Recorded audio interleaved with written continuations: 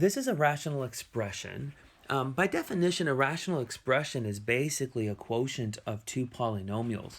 And so notice that the numerator happens to be a monomial and the denominator is also a monomial. What we can do whenever we have a monomial divided by another monomial, what we can do is just divide out the common factors. So what I'm going to do right now is I'm going to rewrite the numerator using prime factorization, and the same thing for the denominator, and then I'll divide out their common factors. 10 has prime factors 2 times 5. 2 times 5 is 10.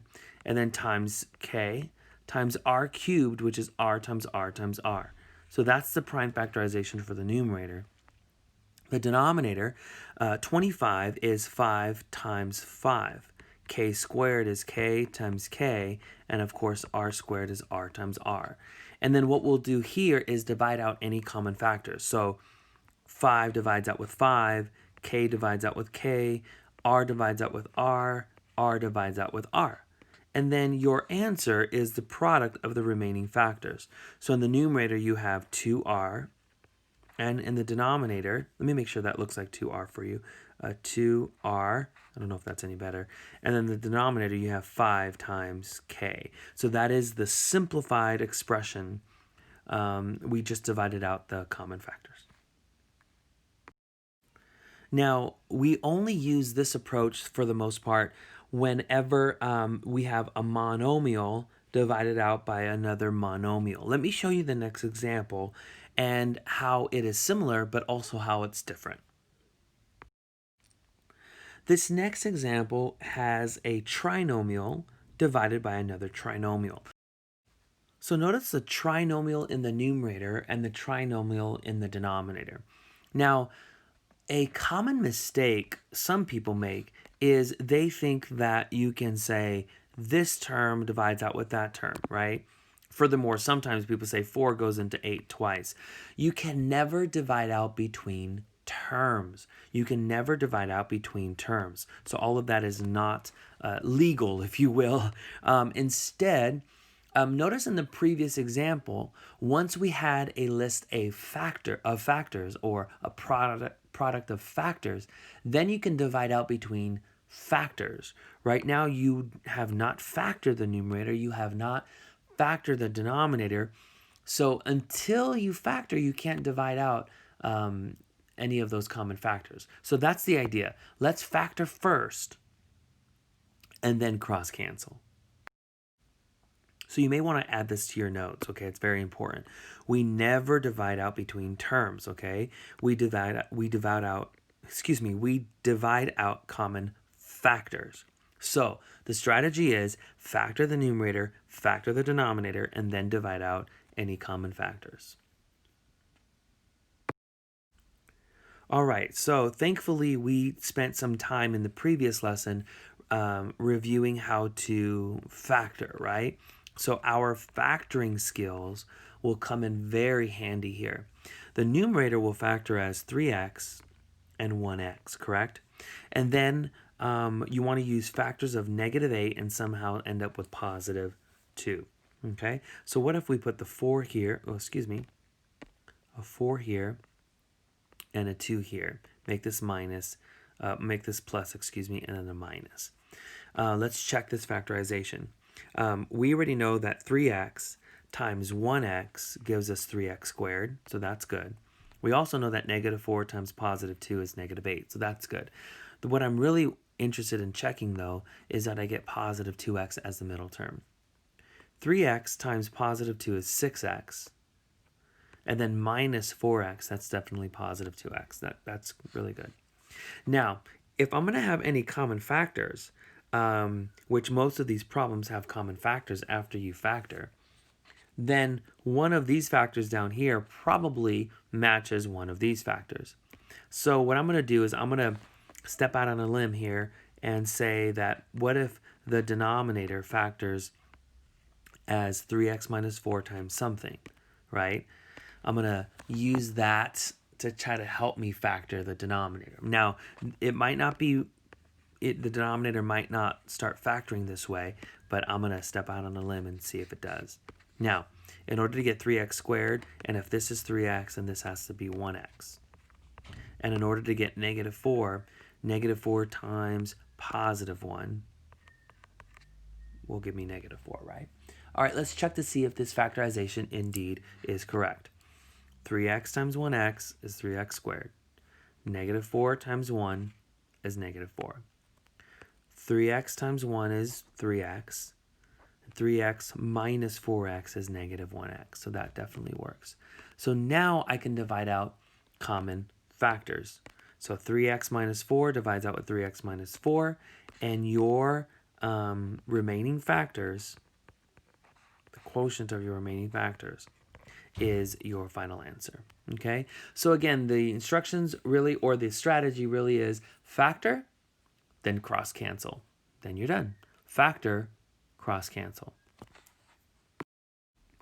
All right, the next problem here, you have a trinomial divided by a binomial. All right, the first step, factor, right? Factor, factor, factor. Let's try to factor this numerator, and then we'll factor the denominator. At any point in this process, it would be really good for you, I think, to pause the video and try to factor these polynomials on your own. And then you can check, we can compare our work.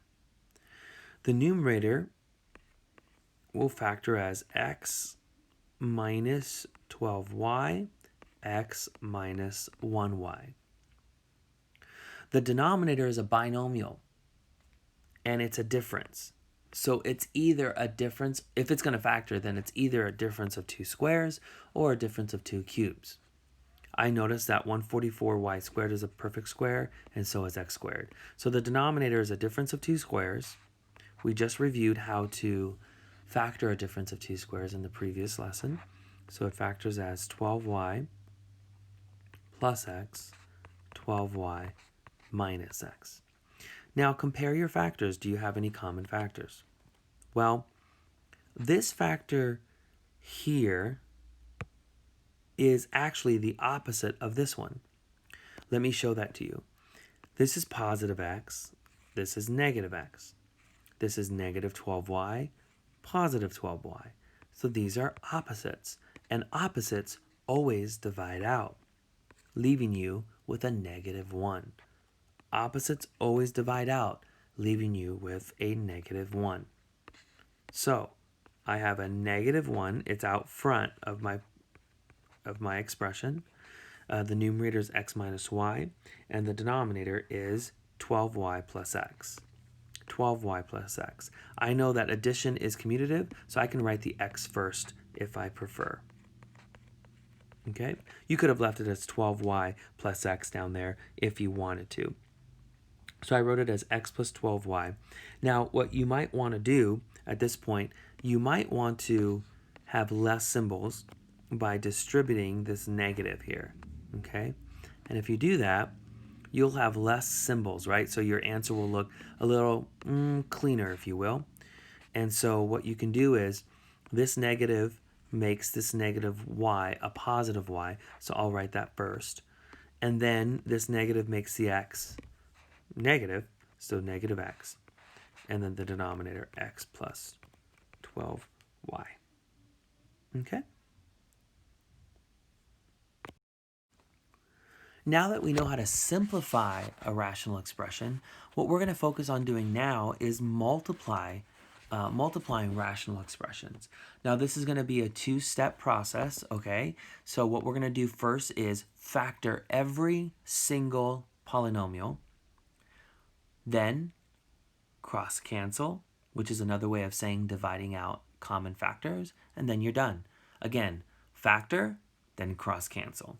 All right, this would be a great example for you a great opportunity for you to pause the video and try to factor these on your own, and then we can compare our work.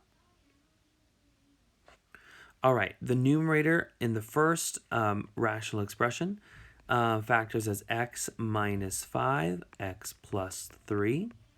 The denominator is a difference of 2 squares, so it factors as x plus 5, x minus 5. The second expression, the numerator factors as x plus 5. times x plus 4. And then the denominator of 5 is the GCF, leaving you with 5 times x plus 3.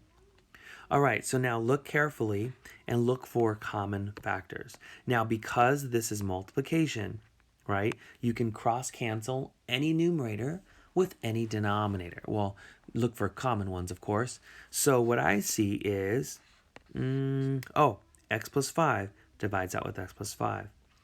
Anything else? Yes, x plus 3 divides out with x plus 3. Oh, x minus 5 divides out with x minus 5. So all you're left with for your final answer is x plus 4 in the numerator over 5. That's the extent of these kind of problems, everybody. A factor, cross-cancel, and then you're done. Check out this next example. You have a binomial being multiplied by this rational expression. In the numerator, you have a monomial, and the denominator, you have a polynomial of 4 terms. All right, again, I invite you, as always, to pause the video and to try this on your own. Now, this first binomial, the GCF is x, so I'm going to factor out the x, leaving you with 3 minus x, like that. And then this denominator, first of all, the numerator is just x, so just write down x. This is a polynomial of 4 terms, so you're going to have to factor by grouping. Now, if you like, I can do this off to the side with you. Or if you want to try it on your own, that's fine. Of course, it's always okay. I'm going to factor out a 4, so I'm factoring by grouping right now. I'm going to factor out the GCF of 4.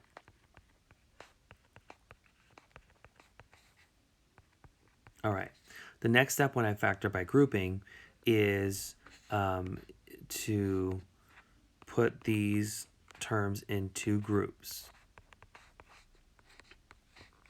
By now, you're probably used to me grouping the first 2 terms together and the second 2 terms together. And then factor out the GCF from each term, each group, from each group.